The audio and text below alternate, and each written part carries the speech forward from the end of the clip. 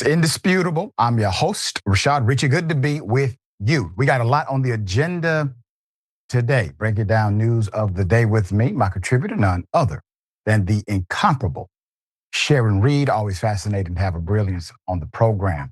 Top story of the day. Hell of a thing. Don Lemon has to respond to homophobic comments from, Nicki Minaj. There's an update. Here it is. So people have been asking me about responding to Nicki Minaj's unhinged homophobic tweet about me. I usually don't respond to this stuff, but let me just say this. Nicki Minaj, stop talking about for which you know nothing about. This is out of your depth, by the way, and you are a homophobic bigot. You don't care about African Americans, and you're not an African American. From what I know, you are reportedly an undocumented citizen, so you should be deported under Donald Trump's rules. And the other thing is that your family members, you have one family member who is reportedly a sex offender, the other family member, your husband or whatever, a sex offender is your husband, and one of them is reportedly a pedophile. And you have nerve to talk about me and what you think that I do? Nicki Minaj, get a life. Stop being a pick-me. Put up the picture full mask. Some interesting and relevant things to note. One, the statement was offered in criticism and in opposition to the humanity of Don Lemon. So let's be clear about the context of the statement, okay? Whatever that brother does in his own relationship is his business as a consenting adult with another consenting adult, period. We assume Nicki Minaj believed the same.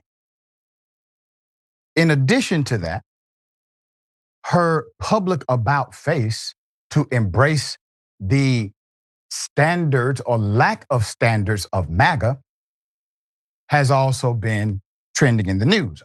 I think there's a connection I will explain in a moment. Let me give you the background to how it started. January 18th, a video posted online by Black Lives Matter.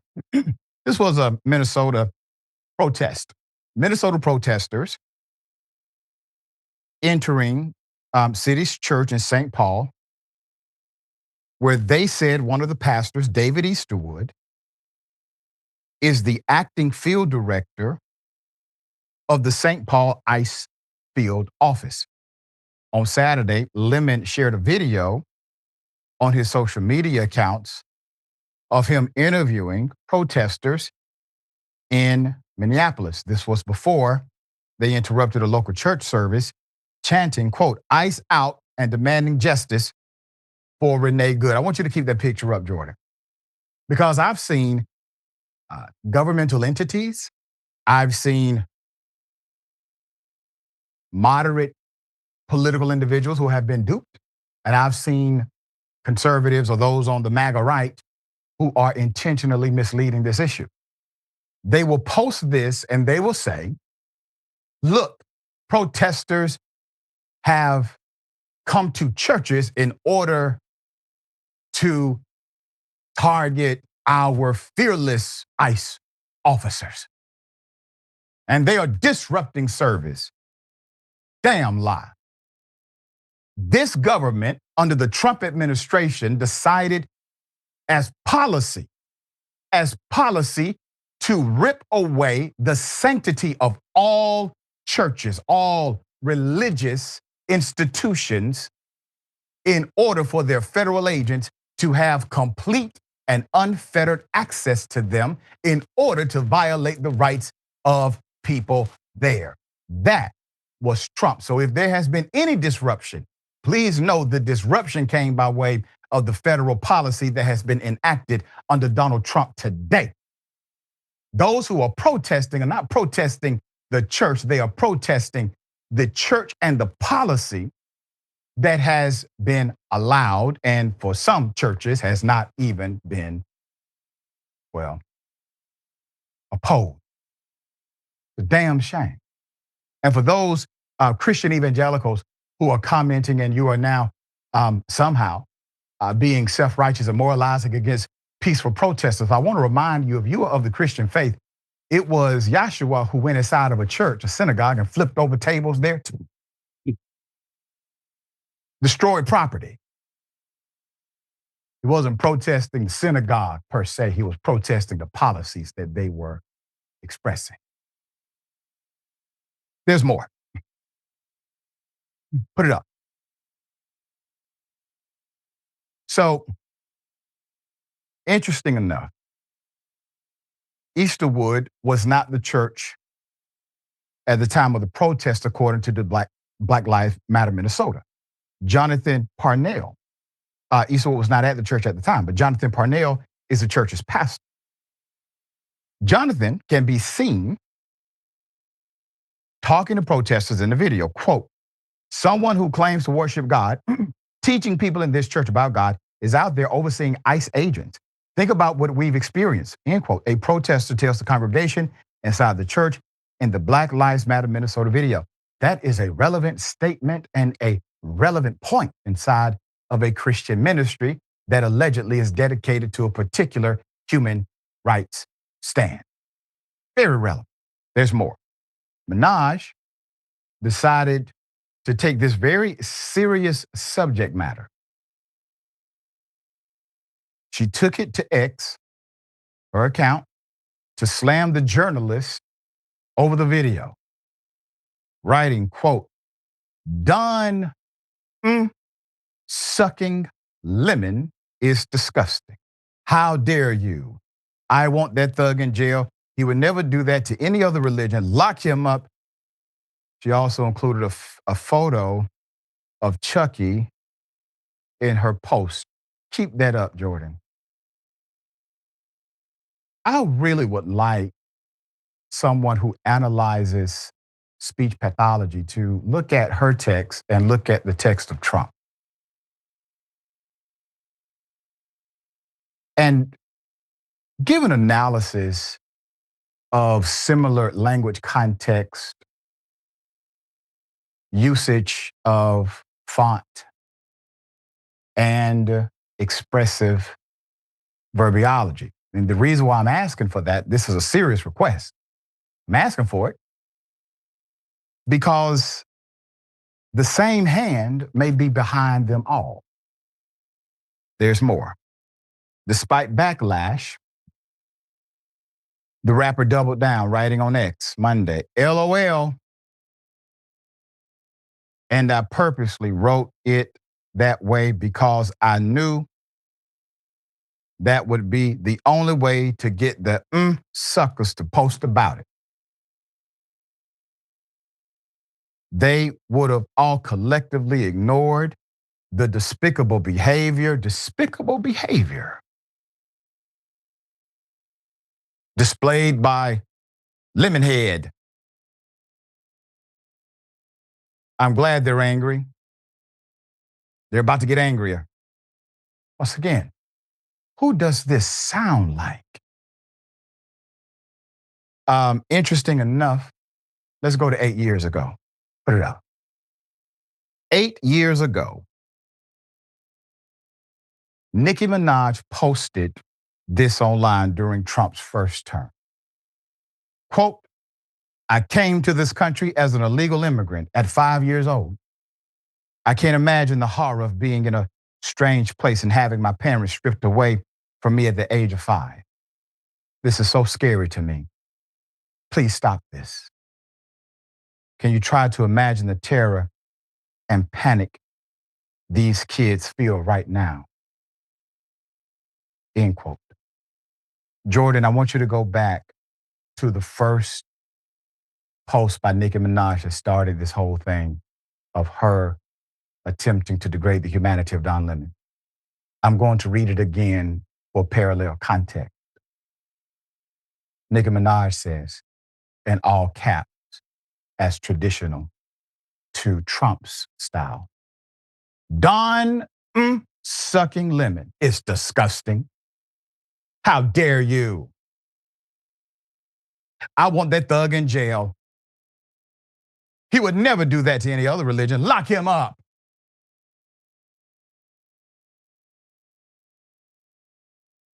I'll let you decide. Other conservative news. Conservative issues. Conservative uh, pundits taking issue with Don. So video clips of the incident. Circulated widely online. Now, remember, Don is there letting you know what's happening. He's a messenger at the absolute utmost level in order to give you the experience without you having the experience. Okay. So video clips of the incident circulated online widely, fueling outrage among conservative commentators. Got them whipped up. All they see red meat. Don Lemon. They've been wanting to get Don Lemon off air since he was on air. Now that he's not even technically on air, they're still trying to get him off air via social media. It's insane. So the MAGA Voice account called for Lemon to be investigated by the FBI. What? And the Department of Justice. While influencer Ben Johnson claimed the journalist's actions amounted to, quote, not just an obscene violation of the FACE Act, it's likely a hate crime, end quote. Johnson and others referenced the Freedom of Access to Clinic Entrances Act of 1994, which makes it a federal crime to use force, intimidation, or obstruction at reproductive health facilities and places of worship. Right-wing figures, including Matt Walsh and Baptist minister Paul Chappelle, echoed similar calls.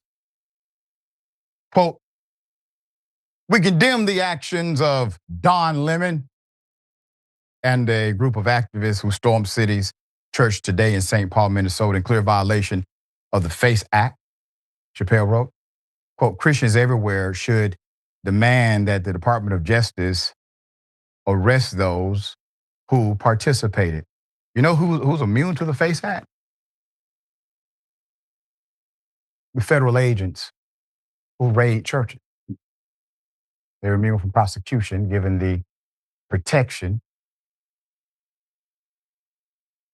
that the church no longer has, only by way of Trump's policy in the administration. Put it up.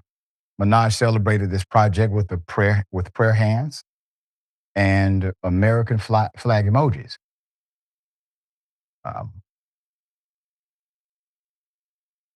Prayer hands and American flag emoji. Now, we have a lot of things going on in this country. We have people who can barely make ends meet, and they voted for this administration, reluctantly so. We have individuals who now cannot afford a higher education. Why?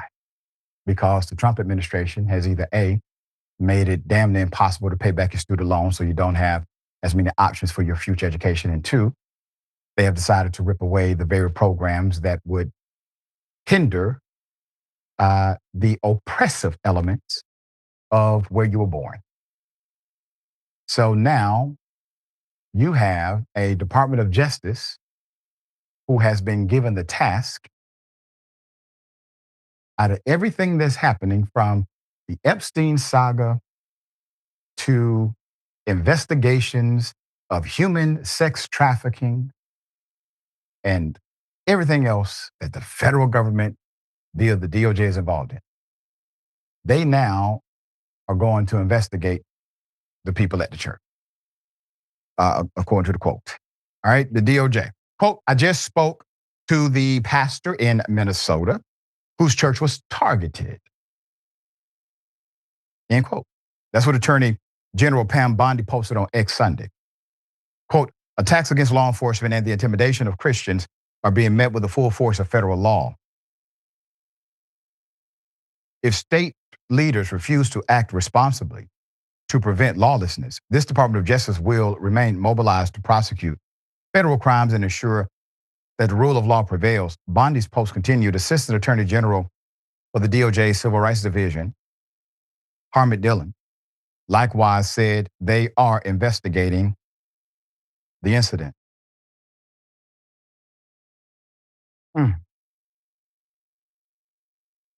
Man, we've come a mighty long fall from the civil rights protests in the 60s. We just celebrated King's birthday. It's a big deal here in Atlanta. From children wearing Stacey Adams dress shoes, suit on the young men, dresses on the young women,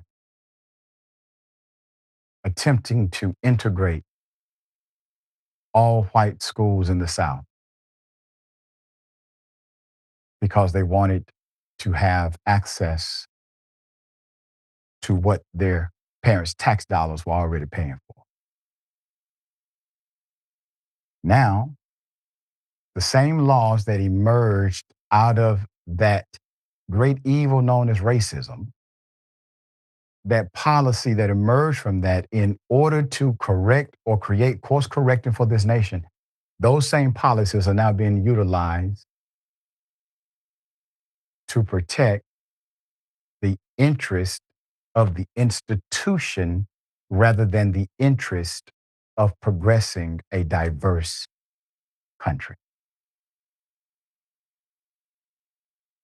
All right, Sharon, thoughts here. Well, first, Nicki Minaj is a buffoon. Okay, WWDD, what would Don do that? And he's right. I'm with Remy Ma. Probably does have a ghostwriter, Doc. You're on to something. Okay. Probably was written by somebody close to or inside 1600 Pennsylvania Avenue, this filth and just nonsensical nonsense. I like rap because there's so many intelligent ones out there. They're telling stories, they're educating us, they're not just entertaining us. I love it. But she's past her prime and she's off her rocker.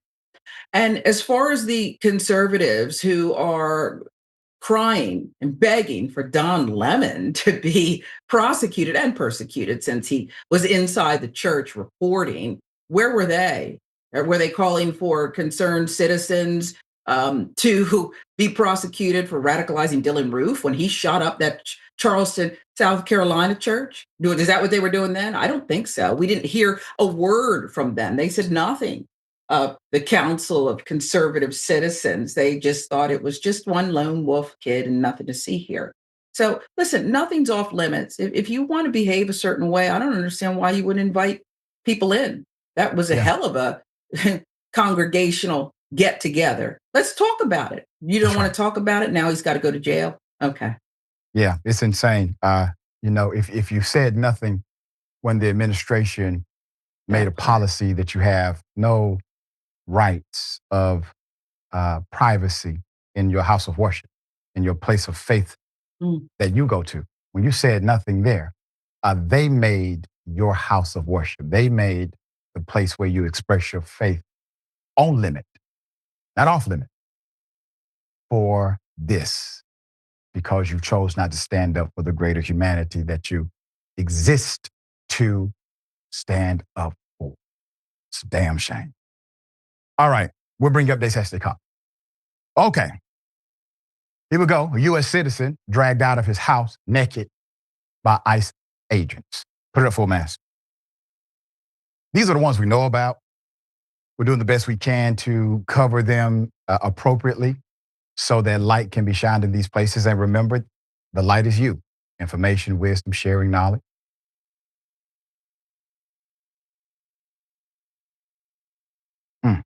Here it is.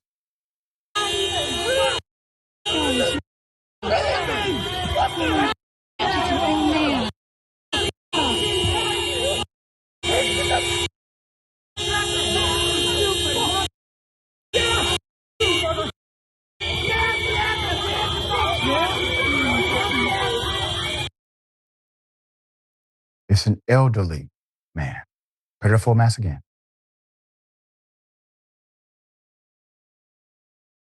ICE forced an elderly man from his home without clothes in sub-freezing weather.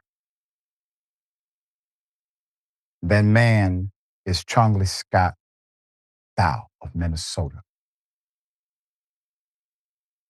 Charlie states that agents pointed guns at his family and his 4-year-old grandson, and they cried as they watched. He is, in fact, an American citizen.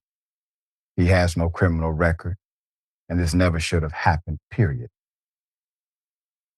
Federal immigration agents forced open a door and detained a U.S. citizen in his home at gunpoint without a warrant, then led him out on the streets in his underwear in subfreezing condition. Charlie Scott Thao told the AP that his daughter-in-law woke him up from a nap on Sunday afternoon and said the U.S. Immigration and Customs Enforcement agents were banging at the door of his residence in St. Paul. He told her not to open it. Masked agents then forced their way in and pointed guns at the family, yelling at them, he recalled. Thao, who has been a U.S. citizen for decades, should have been no mix-up here, said that he was being detained. He asked his daughter-in-law to find his identification, but the agents told him they did not want to see it, something that has become common in the response from officers known as ICE. Instead, as his 4-year-old grandson watched and cried, Thao was led out in handcuffs wearing only sandals and underwear with just a blanket wrapped around his shoulders. Charlie Scott Thao stated, quote, "I was shaking. They didn't show any warrant. They just broke down the door," end quote. Thao said agents drove him to the middle of nowhere, made him get out the car in the frigid weather so they could photograph him. He said he feared they would beat him. He was asked for his ID, which agents earlier prevented him from retrieving. Agents eventually realized that he was a U.S. citizen with no criminal record, Thao said. And an hour or two later, they brought him back to his house. There, they made him show his ID and then left without apologizing for detaining him or breaking his door. Thao said, "I have more to this story. As tragic as it was, what he went through and his family had to endure, witness, that a 4-year-old child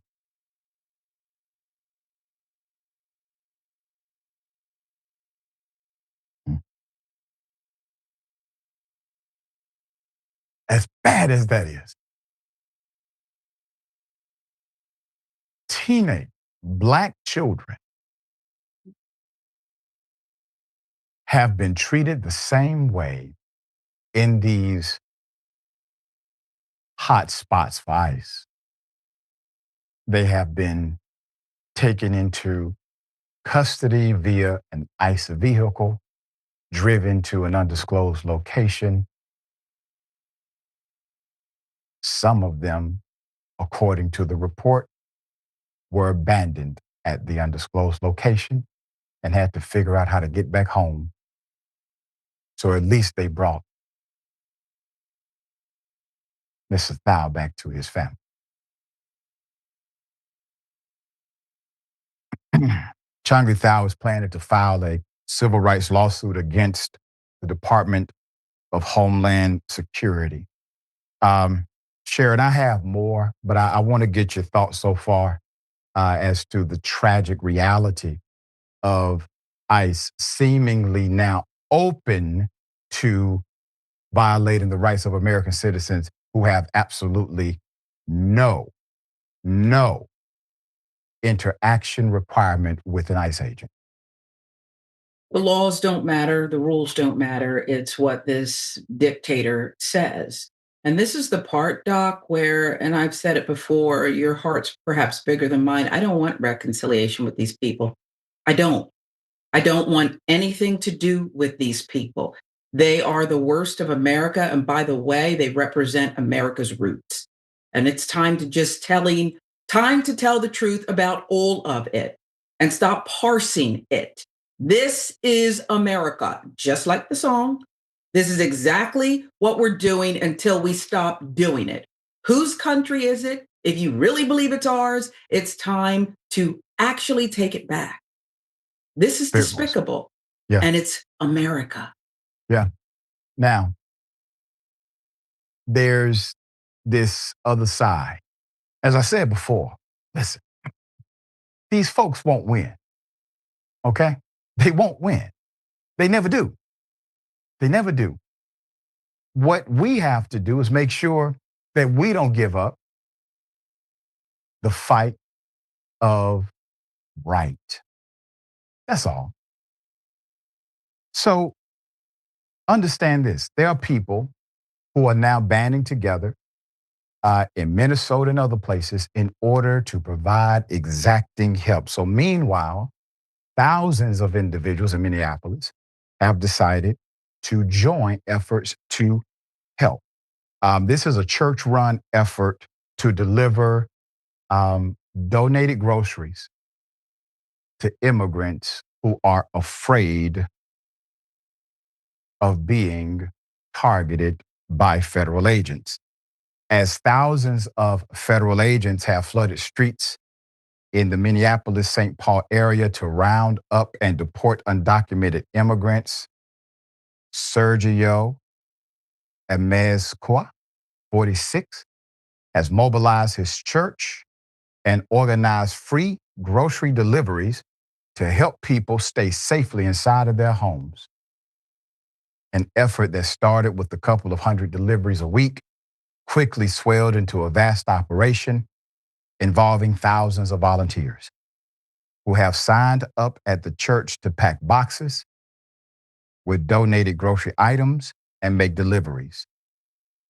He said that so far the church has received almost 25,000 requests for grocery deliveries through an online request form. Since the program started, he said there have been 14,000 deliveries. We're going to put the link to this ministry and this effort in the description of the video.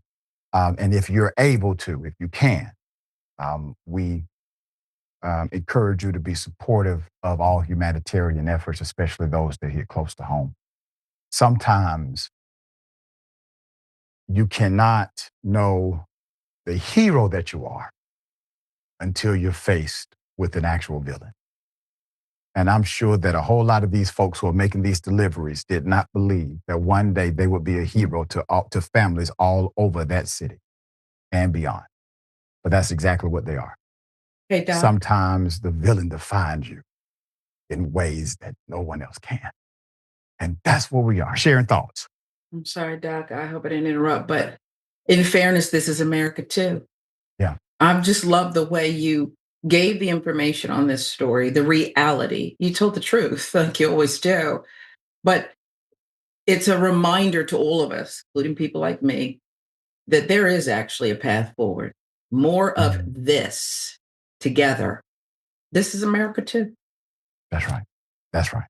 At a crossroad, perhaps, but still there. All right, we got more on the other side. It's indisputable. Stick and stay.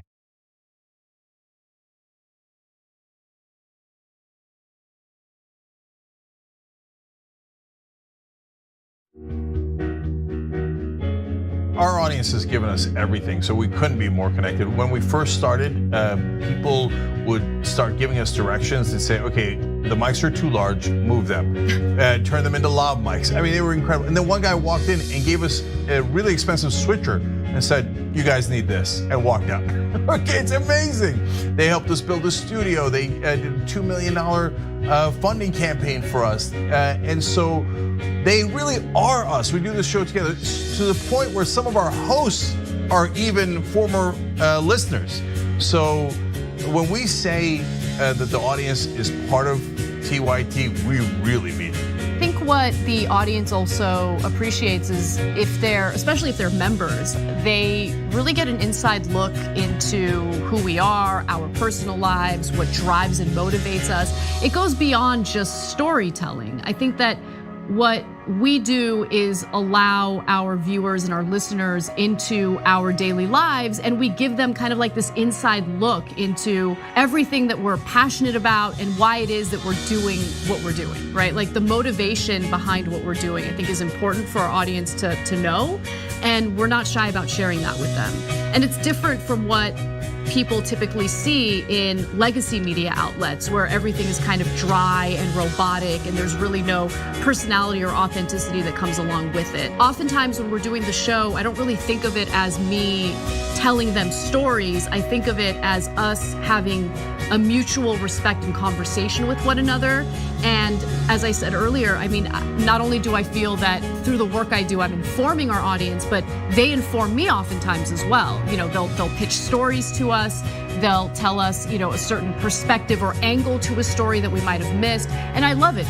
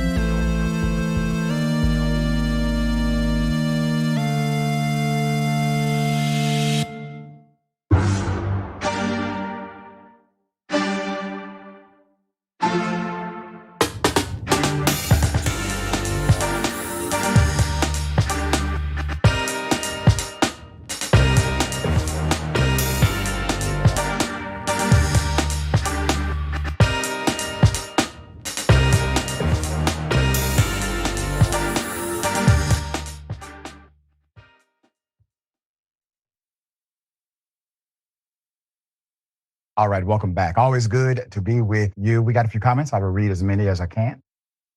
All right, Tail _ 1790. She is following the footsteps of Kanye West. And thank you for that. DB Hawk 3 says, F Minaj, Trumpy, and big ups for Lemon to call out. Yep, DB Hawk, thank you again, also says, this is disgusting for ICE to do that, talking about rounding up naked elderly men and taking them into the middle of nowhere, subfreezing conditions.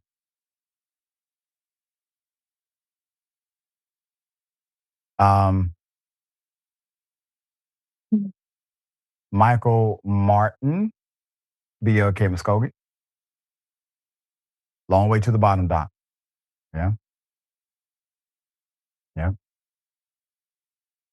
Diane McClain, -Y3, I think this is O. Sir Richie, you and Don are fearless. Nothing stops the both of you speaking truth to so-called power. And that's because iron sharpens iron. From Don Lemon to you. We are all in this together. Never forget that, all right? And Mr. Steppy69 says, I really appreciate your honesty, intelligence, and clarity of the issues. Can't call it any other way. All right, I appreciate that. Okay. We have an update. This is an update to a story we brought you some months back, okay? A man who fatally ran over a Black 10-year-old child has been acquitted. We have the details as to what happened. Last year we covered this. I'm going to remind you. Here it is. Justice for Jordan Hill. Anything to say to the family? Oh, you spit? Yeah. I'm going to see who's going to spit on you when you go to jail. Justice for Jordan. You racist. Justice for Jordan. Wow. Justice for Jordan. He spit at the family. He just spit. There's no remorse. He just spit. And he drove his truck up here on a suspended license. Justice for Jordan. Put it up. Woman. Justice for Jordan. Last year, we covered a man being arrested for fatally killing a Black child in a hit and run. A hit and run. This happened, what you just saw, that was the family confronting this same individual. Sadly, justice would not come as Cody Rollinson, who was accused of the hit and run death of the young Jordan Hill, walked away a free man on the 15th of January. That video you just saw happened on the day of the not guilty verdict. Rollinson ran over this child with his pickup truck, left the child at the crash scene where the child died from his injuries on the afternoon of April 6, 2025. Hill had been riding an ATV in a grassy area on the side of the road, out of the way of traffic, according to a family spokesperson, Marquel Bridges, who spoke with local news station WLBT3 shortly after the crash.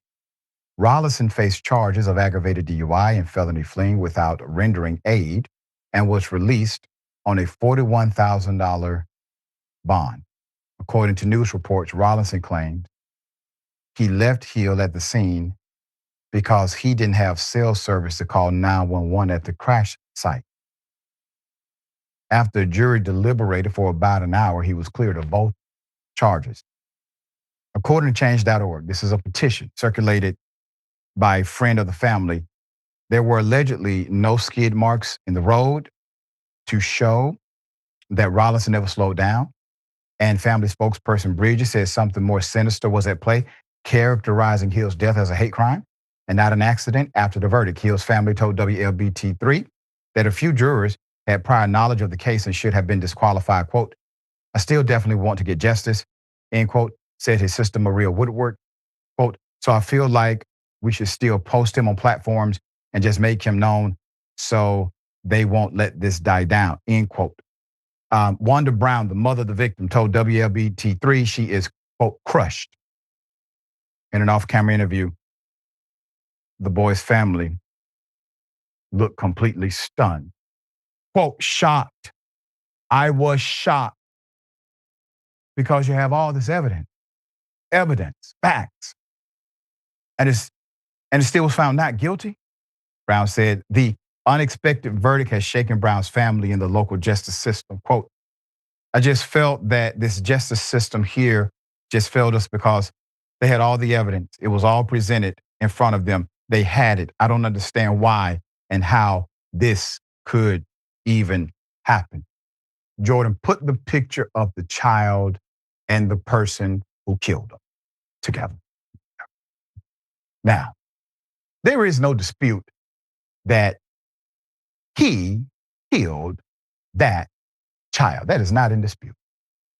So always know that will never be in dispute, period. Period. It is not in dispute that the state believed he was responsible for the death of that child. That's why they got an indictment and pursued charges. Not in question, according to the state. State said this man's a killer of a baby. That's what the state said. It is not in question that this child will be alive today if it had not been for that man you're looking at killing. Period. I want you to always properly contextualize the facts of a thing rather than the spin. He was found not guilty by a courtroom where a jury of his peers were impaneled. That is your legal standard in this justice system, as imperfect as it may be.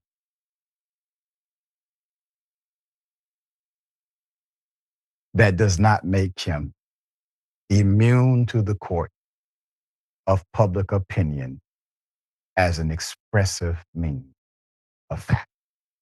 And the fact is he killed that child. All right, Sharon, thought.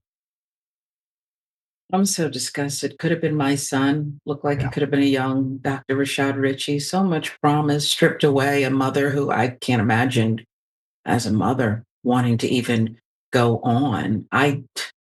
You're the perfect messenger to keep awareness in the spotlight where it needs to be.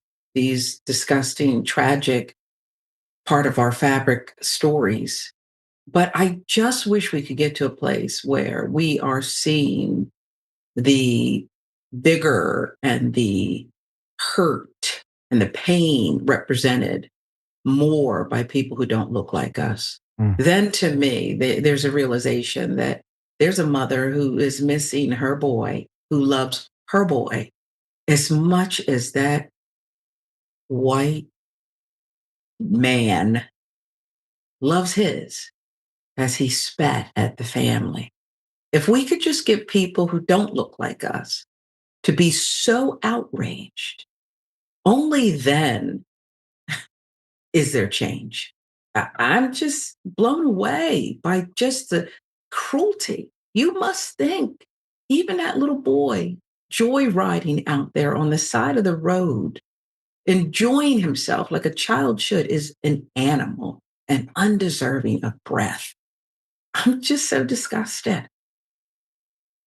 I concur with you wholeheartedly.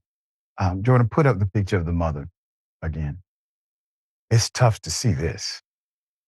Now that says everything in the picture of the emptiness and the void and the despair of what she's having to endure.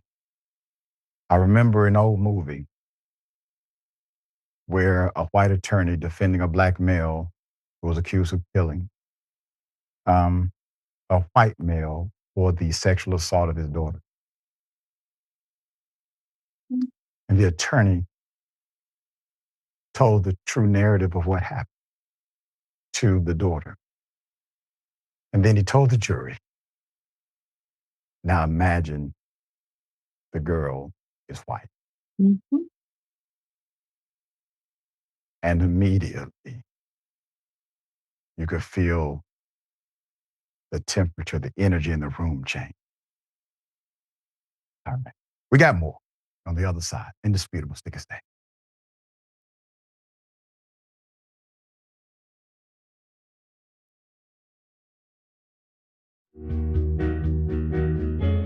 Our audience has given us everything, so we couldn't be more connected. When we first started, people would start giving us directions and say, okay, the mics are too large, move them. Turn them into lav mics. I mean, they were incredible. And then one guy walked in and gave us a really expensive switcher and said, you guys need this, and walked out.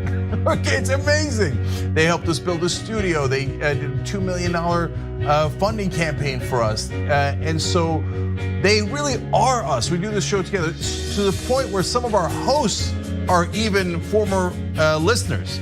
So when we say that the audience is part of TYT, we really mean it. I think what the audience also appreciates is especially if they're members, they really get an inside look into who we are, our personal lives, what drives and motivates us. It goes beyond just storytelling. I think that what we do is allow our viewers and our listeners into our daily lives, and we give them kind of like this inside look into everything that we're passionate about and why it is that we're doing what we're doing, right? Like the motivation behind what we're doing, I think is important for our audience to know, and we're not shy about sharing that with them. And it's different from what people typically see in legacy media outlets where everything is kind of dry and robotic and there's really no personality or authenticity that comes along with it. Oftentimes when we're doing the show, I don't really think of it as me telling them stories. I think of it as us having a mutual respect and conversation with one another. And as I said earlier, I mean, not only do I feel that through the work I do, I'm informing our audience, but they inform me oftentimes as well. You know, they'll pitch stories to us. They'll tell us, you know, a certain perspective or angle to a story that we might have missed. And I love it.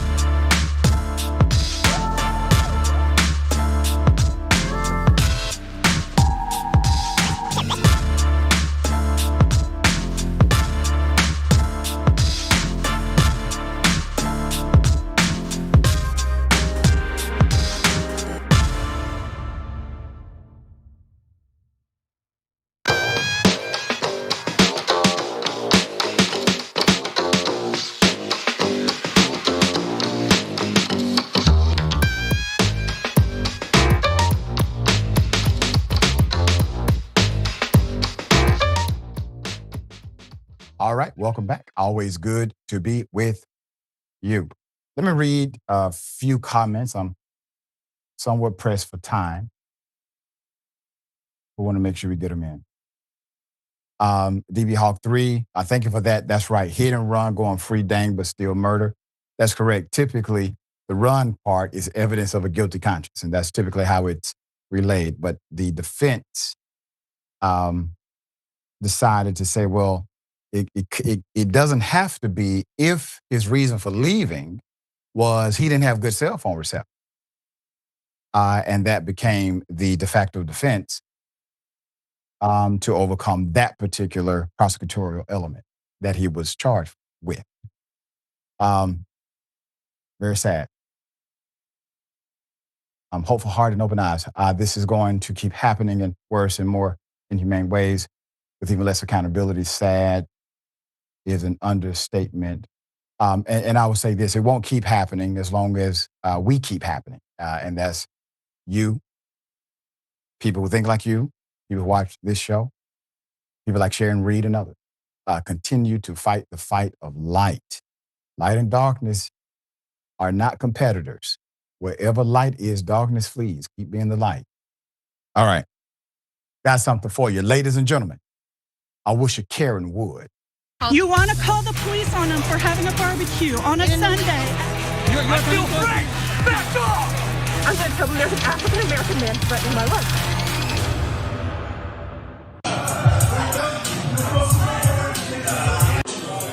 I'm in your face. I don't give. Oh! Thank you!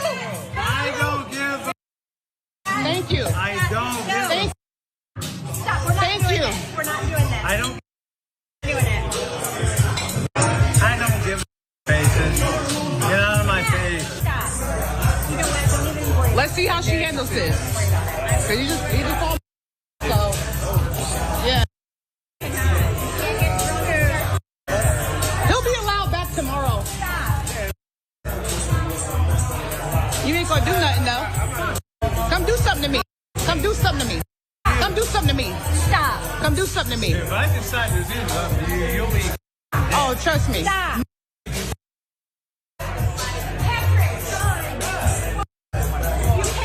cannot say. Yes, I can. Thank you so much. Woo! Well, racism on blast. And so according to the video, you see a male Karen, what we call, decided to use a racial slur against a black woman at a bar. Put it up full mask. We have a little bit of information. So an unidentified black woman was enjoying a drink. This was at a bar in Worthington, Ohio, when an older white male sitting a few seats away began harassing her with the N-word at that. Her video begins at the unfortunate moment he made a mocking, sexually suggestive gesture. Okay? And the encounter quickly went from bad to worse as it devolved into all-out racist attack. You would imagine if somebody is making a sexual gesture that there's some kind of sexual tension or energy or attraction, etc. And I want you to not be illusioned or disillusioned about this, because there is this faction that will say, well, the person can't be racist. They used to date a black person. Understand, please understand. Proximity to individuals whom you cannot control will betray your true belief of who and what they are. There was a time the more black people you had at your home, and in many ways, the more black women you had at your sexual service, we today will call it human trafficking. I'm talking about slavery. The more black folk you had on your property and the more black folk you had in your property serving you, you were considered privileged, fluent. So it had nothing to do with black folk being in your proximity. It had everything to do with black folks being in your proximity that you could not control. Now it changes. So it had nothing to do with black folk in particular. It had to do with black folk in control. A female bartender immediately cleared away his beer and shot glass, took it away ASAP, did the exact thing she's supposed to do, urging him to stop multiple times, but to no avail. The man continued harassing the woman. He wasn't told to leave immediately. He was told to stop it. He continued to harass the woman as he was led through the bar to the exit, where he yelled one last belligerent insult from the sidewalk, F you N-word, as if that's the reason he is being kicked out of the establishment. At one point, another patron did step in and try to calm the man, but the black woman filming asked him to move out of the frame, perhaps knowing that there would be an attack and some ripples would come on social media, which is very benevolent of this woman to warn the guy. As one commenter put it, the clip has made the man internet famous, but for all the wrong reasons. Sir, hopefully somebody will do an intervention with you, show you your higher opportunity at self-growth. All right, Sharon, thoughts?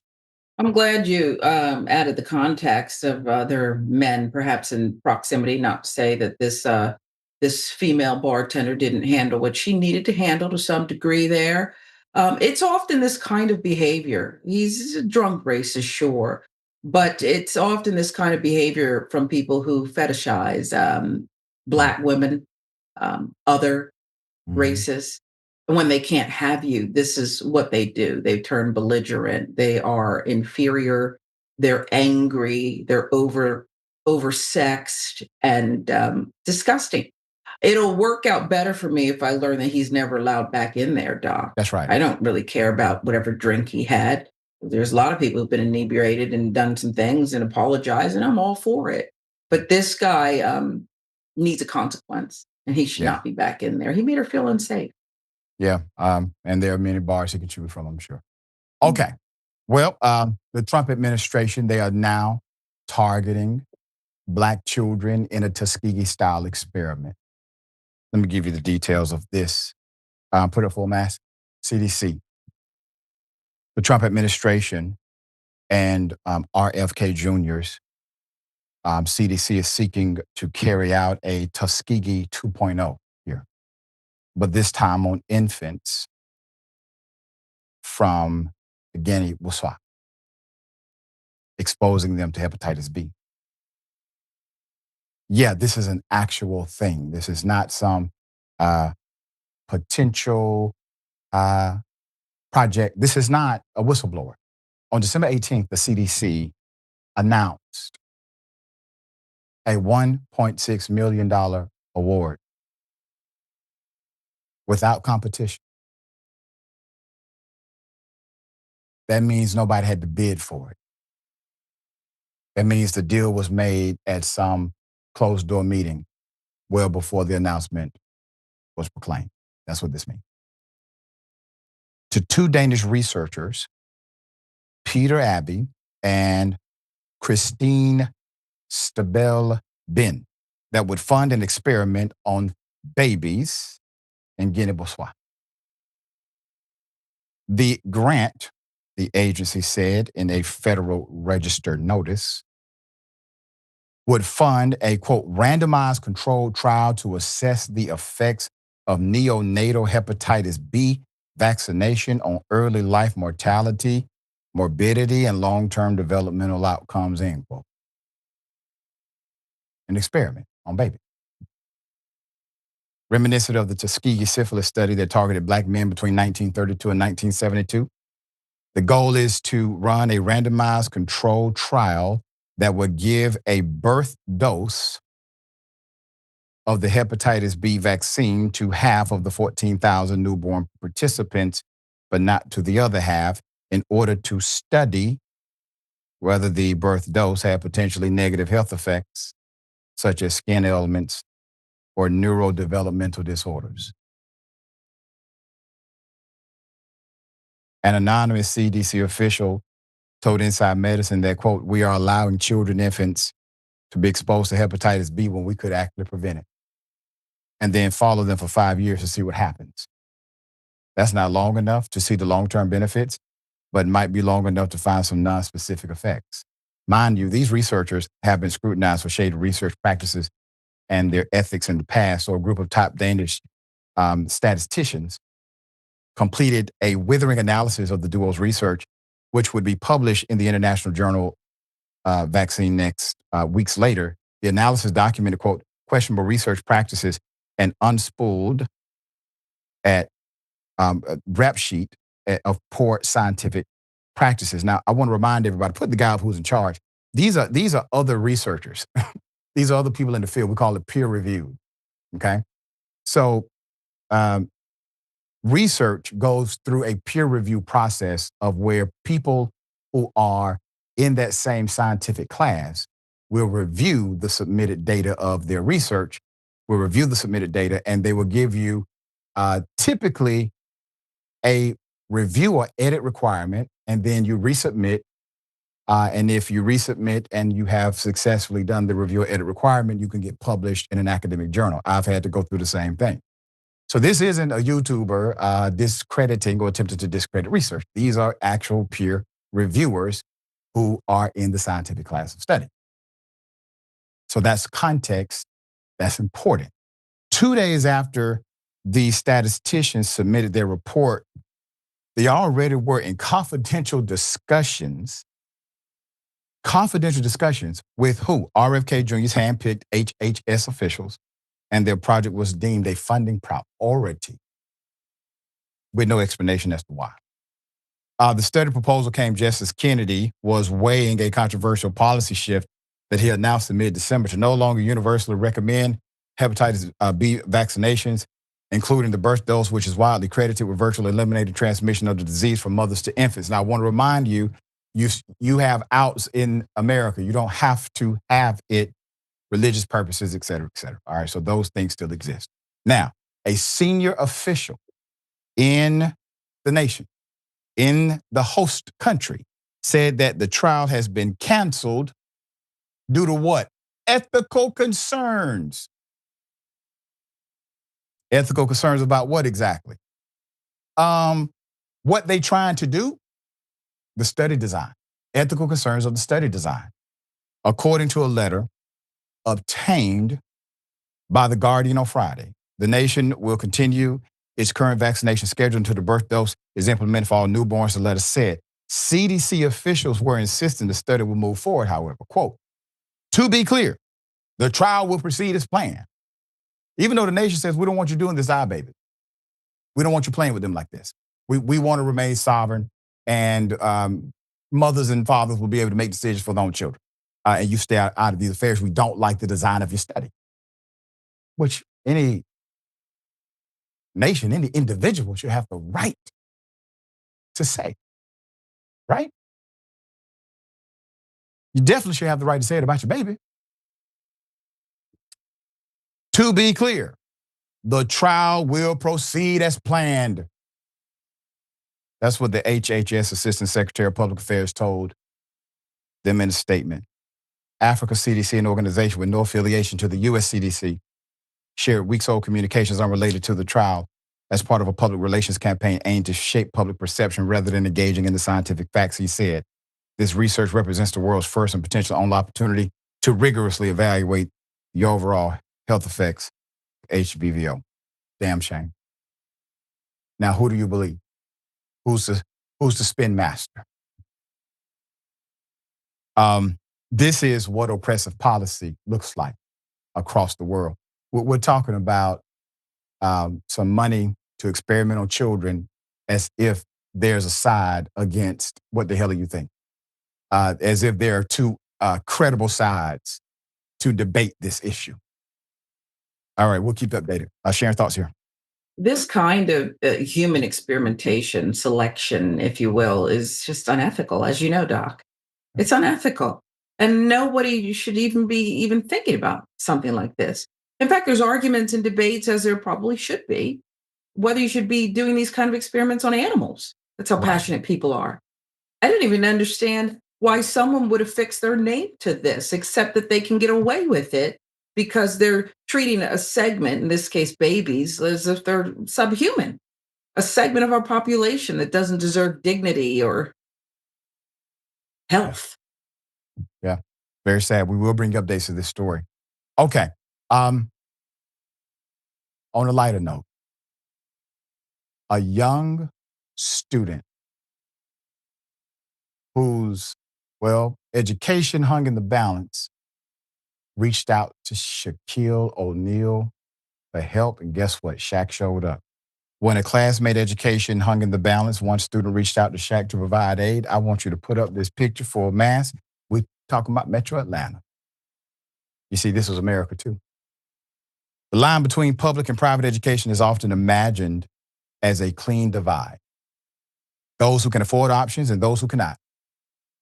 The reality of many families is far messier. So across Georgia, families piece together tuition assistance, vouchers, scholarships, financial aid, and second jobs in an effort to give their children what they believe will be a safer classroom, more individualized attention, or simply a better chance. So private school for them is not a luxury. It is a calculated risk. One medical bill, one missed paycheck away from complete collapse. This is the reality.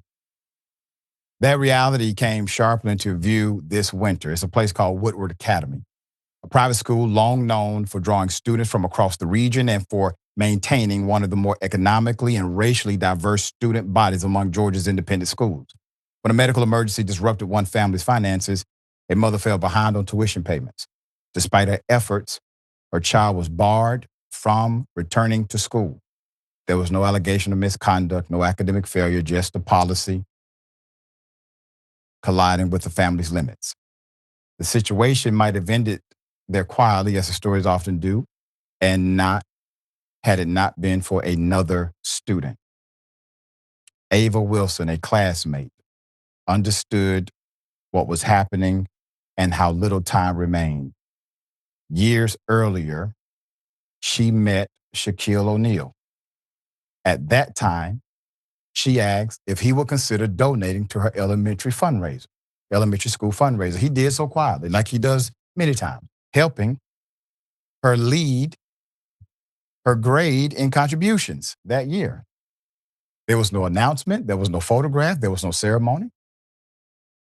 Ava remembered something simpler, that he cared about kids. He cared about education. And that despite his fame, he carried himself like the biggest kid in the room.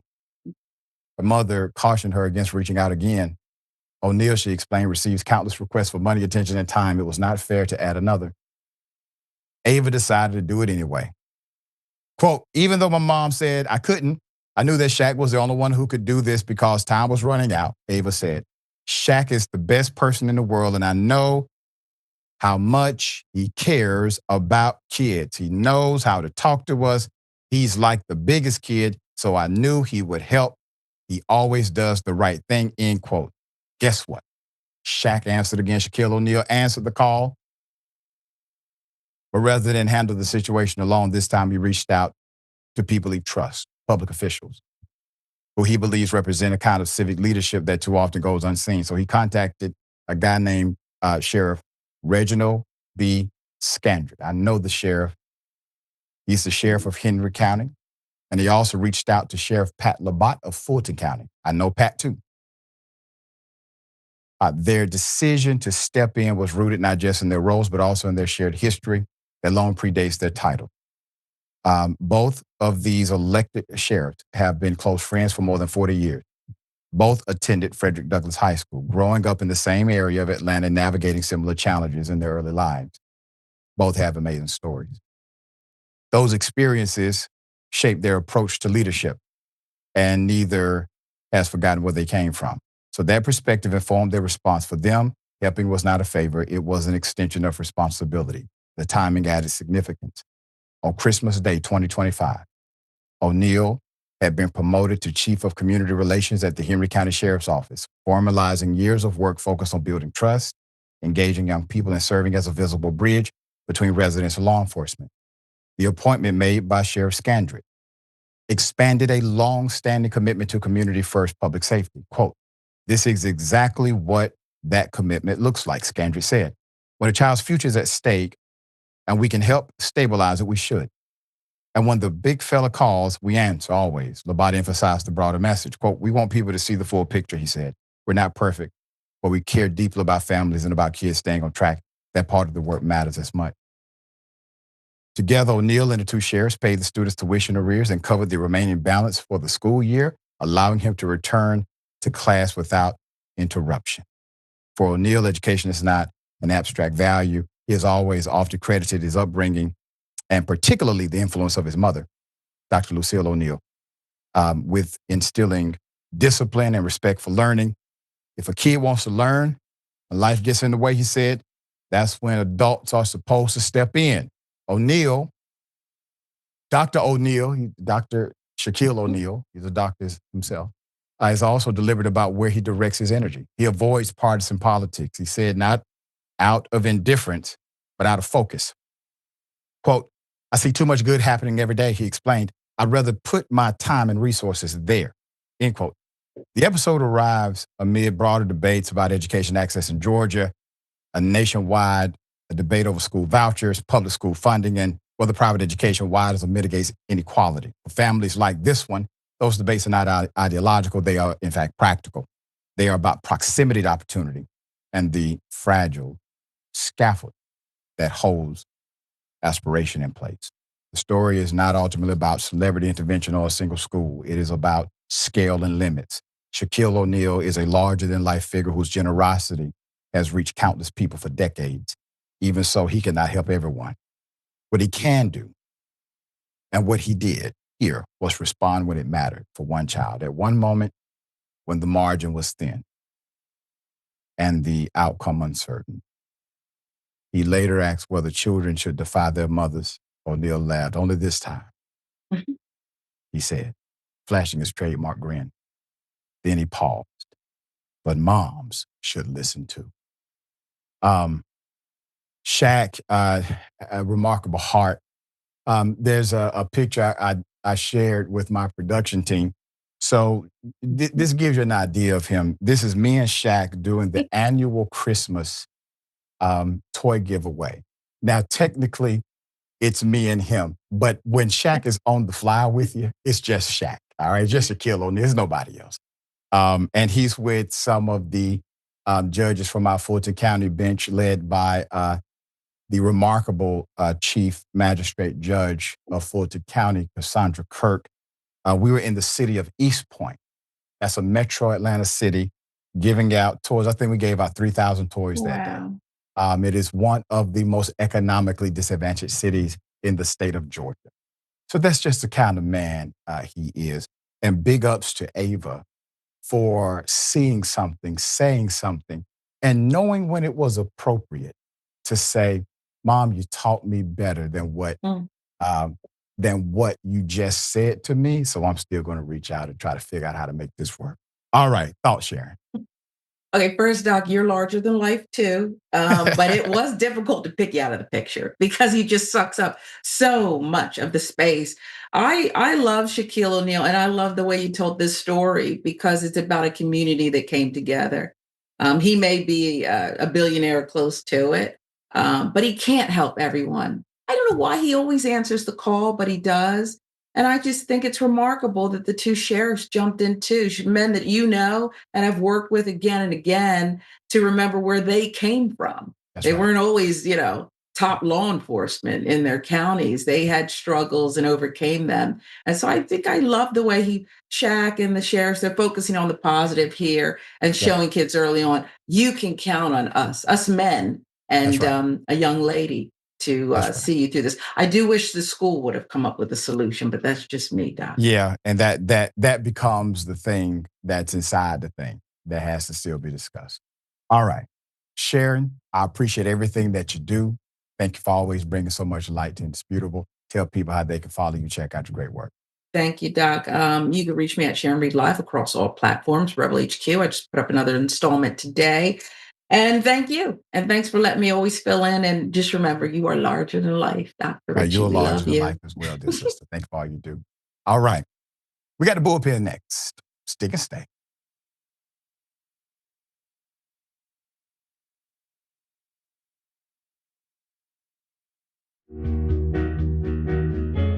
Our audience has given us everything, so we couldn't be more connected. When we first started, people would start giving us directions and say, okay, the mics are too large, move them. Turn them into lav mics. I mean, they were incredible. And then one guy walked in and gave us a really expensive switcher and said, you guys need this, and walked out. Okay, it's amazing. They helped us build a studio. They did a $2 million funding campaign for us. And so they really are us. We do this show together to the point where some of our hosts are even former listeners. So when we say that the audience is part of TYT, we really mean it. I think what the audience also appreciates is especially if they're members, they really get an inside look into who we are, our personal lives, what drives and motivates us. It goes beyond just storytelling. I think that what we do is allow our viewers and our listeners into our daily lives, and we give them kind of like this inside look into everything that we're passionate about and why it is that we're doing what we're doing, right? Like the motivation behind what we're doing, I think is important for our audience to know, and we're not shy about sharing that with them.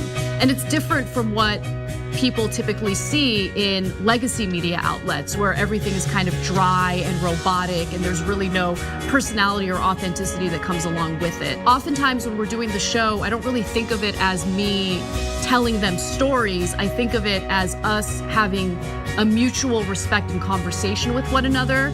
And as I said earlier, I mean, not only do I feel that through the work I do, I'm informing our audience, but they inform me oftentimes as well. You know, they'll pitch stories to us. They'll tell us, you know, a certain perspective or angle to a story that we might have missed. And I love it.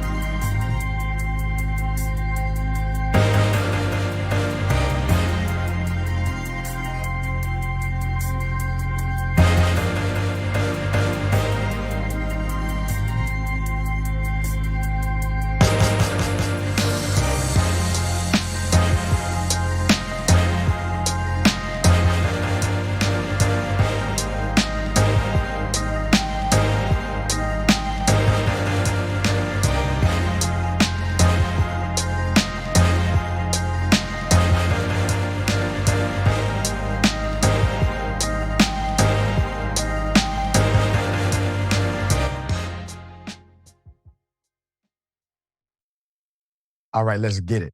Ladies and gentlemen, welcome to the Bullpen.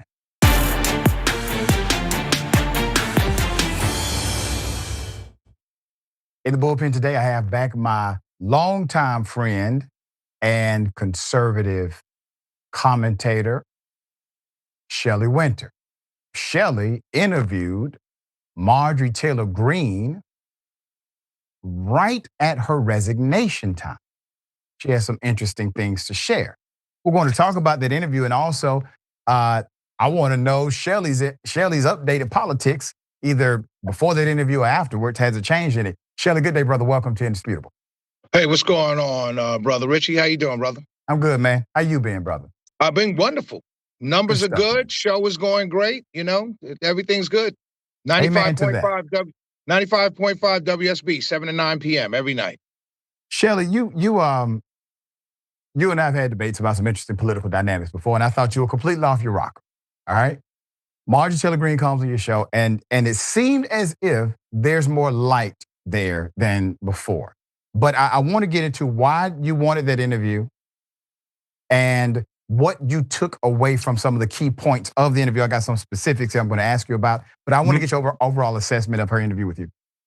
Well, I've been defending Marjorie Taylor Greene on my show for the last several months, actually, because her, Thomas Massey, Rand Paul, and a few others are really the only Republicans that I can see who are willing to say when they disagree. I have spoken out a couple times on a couple things. It started with the big beautiful bill, where I was actually slated to sit and do interviews at the Georgia GOP convention, and the day before I was told that I couldn't do it anymore because I was so critical of the big beautiful bill. So yeah, I had been defending Marjorie Taylor Greene, particularly here in Georgia, against those people on my team in MAGAville, if you will, who turned on her like that, lickety split. And these are people that liked her very much. So I've been defending her. And so I've been waiting for that interview. It was scheduled a couple days before, but I wanted to get that interview because a lot of people don't know. I interviewed Marjorie Taylor Greene when she first announced, when I was on another station here in Georgia in the mornings, she first announced she was running for the 6th congressional district. So I had her on first person to ever get her on radio, interview, anything, before the world knew who she was. And then I happened to just get her on the last day of her time in Congress on the 5th. I want to take this out of the political spectrum, brother, because I really believe what we're facing is so beyond politics that if we contextualize it through the political spectrum, that is how they play the sides against each other. So let us come out of that political spectrum in order to have this conversation. I believe Marjorie Taylor Greene started to come out of that political spectrum when she agreed to come to this network, to the TYT network, and do an interview, knowing whatever the agreement was prior, knowing it could go south, no matter what, right? It's live and you don't have any barriers or controls during the live segment, just like this one. You come on here in good faith, right? She said things that really should not be part of a debate. We should all agree that elected officials should not be threatened with physical violence or death. There's no other side of that debate. I don't care what party you belong to. We should all agree that the Epstein files was in fact a campaign thing that many people, many Americans, regardless of the political affiliation, felt strongly about, period.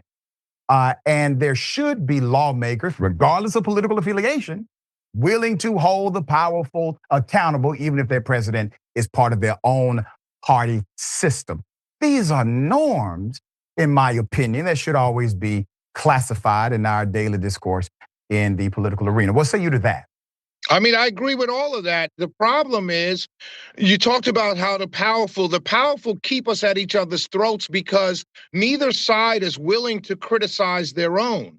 And I'm not trying to do whataboutism. Please understand that. I'm just simply saying that I'm coming to the same conclusion that Marjorie Taylor Greene came to. And I've come to it over the last 6 or 7 months. I say on my show all the time, I voted for Donald Trump in 16, 20, and 24. The last election, I basically went as far as I could without renaming my show Donald Trump for President show, right? So I have a responsibility, forget to my audience for just a second. I have a responsibility to myself to hold him accountable because of all the support that I gave. And so I now am looking at this through the lens of a guy who voted for you 3 times. I'm going to be extra critical. I'm not going to be less than critical. I'm going to be extra critical because I voted for you. And I think that we as voters on both sides, the reason why they're able to take advantage of us, and I'm talking about the powerful, the people in power. The reason how they're able to take advantage of us is because they allow us to believe that you, because you disagree with me, or you, because you're a Democrat or progressive, whatever it is, that you're the enemy instead of the guy who's making the decisions, whether it's right or left, that person's really hurting my household. Right. Rashad Ritchie and a Democrat voter doesn't hurt my household. That's Putting right. in policies that may be against what you said you were going to do hurts my household. Very well said. And I want to echo that point because I've been in that arena for a while, brother. I'm not exactly the invited Democrat to anybody's ball because I'm willing to criticize Hakeem Jeffries. I'm willing to criticize Joe Biden, the policies that are presented by Nancy Pelosi. These are responsibilities that you have as a person, but also as a person who's trusted by other people. And sometimes, and you've seen this too, Shelley, and I'm sure you got some colleagues or some people that you know in the industry who do this. They'll support somebody, and then if that person starts to make decisions adverse to their support, I supported Hakeem in the beginning. Of course I did. And then I criticized, it went 3 damn months he was in there before I had to criticize him for a policy decision. And so I get that. I don't feel as if I need to be somehow connected to these individuals in life. I feel very similar to what you said, that I'm already paying attention to you because I helped you in the public narrative or in the endorsement. I need to always hold you accountable to the public good that you said you would bring. Where do you think this goes, Shelley? Because there's a trend. I see some of that trend happening even in the Democratic angle. I saw a letter when Biden was president. There's a letter that was written, open letter written by Congressman Hank Johnson that had about 30 or 40 lawmakers who signed that letter, who told Biden he was violating the Constitution, basically, by engaging in this warfare without congressional approval, giving arms, giving weapons to Israel. Biden or Trump? Biden or Trump? No, this was Biden. No, they sent the letter to Biden, brother. Biden, gotcha. These were Democrats that sent the letter to Biden. Right. Now, did all the Democrats sign? Hell no, they didn't sign it. Right. Did it get a lot of publicity? Nope, didn't get a lot of publicity, but it's part of the record. It is there. It's an open letter. Those things were rare until this dispensation of politics. And so I see something happening. What do you see happening? I agree. I'm getting attacked. When I had Marjorie Taylor Greene, his fascinating story, if you give me a little time. Yeah, go ahead. I was, when I had Marjorie Taylor Greene on, I was attacked by people who loved me a month ago.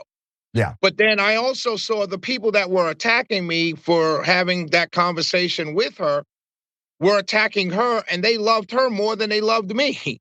And so what I'm seeing is that that's a small number of people, and she actually said it in the interview, that that's a small number of people. What I'm seeing is that people are starting to realize that they're being played by everybody. So the left is starting to realize that Democrats will run, get in office, not do anything. A la, say, Hakeem Jeffries in your case, right? I'm not saying that he's not doing anything, but you understand my point. Right. We're seeing it on our side. The big, beautiful bill. Every single Republican in Georgia ran on cutting spending and cutting the deficit, and then passed the bill that exploded spending and exploded the deficit. So people are seeing that. I think if you really want to see what the future holds, there's a race, a Senate district, I want to say 15. I may be wrong on the number. It's tonight. It's a special election. in a 60-40 Republican district in South Georgia. The guy running as a Democrat is not only a Democrat, but is a way far left Democrat, supported by Working Families Party, Democrat Socialists of America, et cetera, et cetera. They're saying Republicans are not turning out. Now, it may change between now and 7 o'clock when the polls change. But I think if we pay attention to that race, if it's a close race, what it will tell you is that Republicans are getting increasingly not upset at Trump, and I'm doing air quotes, but they're increasingly getting upset at the Republican Party for getting in power and not doing anything for working class and middle class people. And I think that's going to be the story in the midterms. It's not going to be about Trump's tweets and things like that. It's going to be what the party has not done for people. And that's essentially what Marjorie Taylor Greene was focused on when she announced she was resigning. Shelley, I think a lot of this comes down to the collective frustration felt by a two-party system.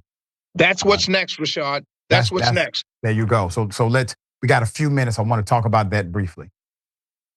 It is utterly insane when you look at it contextually. You analyze the effectiveness or lack thereof of a two-party system. Two-party system. That two-party system does not make it easy for you. It does not make it easy for me. It does not allow us to select our elected leaders. It allows us to elect rather than select. And so we now have this limited option of these two companies, these private organizations, Democratic Party, Republican Party. And these two private organizations first vet by way of their closed door methodology who becomes the heir apparent, who's presented to you on the slate of this party or that party. And there's a collective frustration because there is no person who can thoughtfully and courageously and morally and ethically say that either party magnifies perfectly every value that they actually believe in. I know black folk can't say that completely for the Democratic Party at all, based on policy, et cetera. And so I know that the same is true for the Republican Party. So now you have this chipping away, but the chipping away has been happening from the progressive wing of the Democratic Party to the Tea Party revolution inside the Republican Party. It's a frustration with the two-party system. The two-party system is only easy for one demographic. Those are the companies that can buy both of the systems and continue to rule, reign, and while we argue and debate. What say you? I mean, in the interest of time, I would just say kudos. I'm on the air every night, 7 to 9. I'm not trying to promote myself. No, Look but me you up, should, brother. That's why you're here. Yeah, 95.5 WSB. I've been saying that for the last 7 months, honestly. And the way they keep us at each other's throats is by making each other the enemy. I'm not supposed to be. I was just that. She knows I'm not going to vote for her. Probably not going to vote for her. 99% chance I'm not going to vote for her. But I was just invited to Keisha Lance Bottom's birthday party, and nothing but Democrats in that room. My point is that we are supposed to be able to. Dr. Richie, Shelley Wynter is supposed to be able to sit down and say, "Hey, what do you like about this policy?" "Well, I like this." You're supposed to say, "I like that." And we're supposed to have that discussion and walk away saying, "Okay, we'll see what happens." Yep. Or what we're supposed to be able to do, what should happen, is we both walk away from that conversation that we have about a particular policy and say, "Hey, my Republican friends, I think I like this policy, but we need to do X." And you walk away and say, "Hey, I like this policy, but we need to take away Y." And then that way we both can get the policy that we agree on, because there's there's less that we disagree on than what we agree on. And so I think that how they keep us separated is how they keep their power. And I see that dwindling more and more and more. And I don't know if I'll be around. I'm a little older than you, but I don't know if I'll be around to see it. But I truly believe that we're going to have a multiple party system within the next 7 to 10 years, within the next 3 presidential terms. You'll be around to see it, dear brother. Lifelong wishes to you, as always, man. Appreciate that. I'm thankful for, listen, man, listen. Folk are going to say, he wasn't saying that last year. I don't give a damn. I'm glad he's saying it this year. He didn't think like that. I'm saying the same thing I was last year. I really am. When my point is, when you said I've been saying this for 7 months, what I'm trying to do is buffer something. Yeah. Right. It doesn't matter if he's been saying it for 7 months. we all have the ability, the right, and really the personal requirement to evolve. We're here for evolution. We're not here to stay stagnant. And so evolution on any level should be celebrated. And so I've evolved from day one to day whatever it is now. All right. And so I appreciate your honesty, brother. And and I don't want to get election tonight. Let me just say this. I don't want anybody to get it twisted. I'm still a conservative. I'm still going to vote mostly Republican. But I'm going to be holding my people accountable more than maybe I held them accountable before. And you know, this was never about Republicans. It became very personality driven, and then the MAGA thing happened, and then Donald Trump's son was like, "There's no more Republican Party; it's only MAGA now." They were openly hijacking not just the name and the brand, but in a very real way, some of the values and some of the standards that would allow us to have a simple conversation were being taken out of the equation. And I would say at that time, I didn't necessarily agree with it because there were things in the Republican Party I did not like. However, I don't like what they've taken out of the Republican Party. I'd rather have been some other problems that I had with the Republican Party. I'm not happy with what they've taken out, but I don't regret my vote. I make the same vote. I got to hold them accountable. That's it. I mean, I think, like I said at the beginning, you hold your side accountable, as you said you've always been doing. I'll hold my side accountable, and eventually people will start to hold them both, and more people will become independent voters, which is really, at the end of the day, what we need. And that makes everybody fight for your vote. You see how that works? That's it. All right. Yeah, well, that's what I've been saying. Yes, sir. I appreciate God you, man. bless. We'll talk. Peace. All right. All right. Remember, take care of yourself, take care of each other, take care of the planet. Remember, the truth is always indisputable.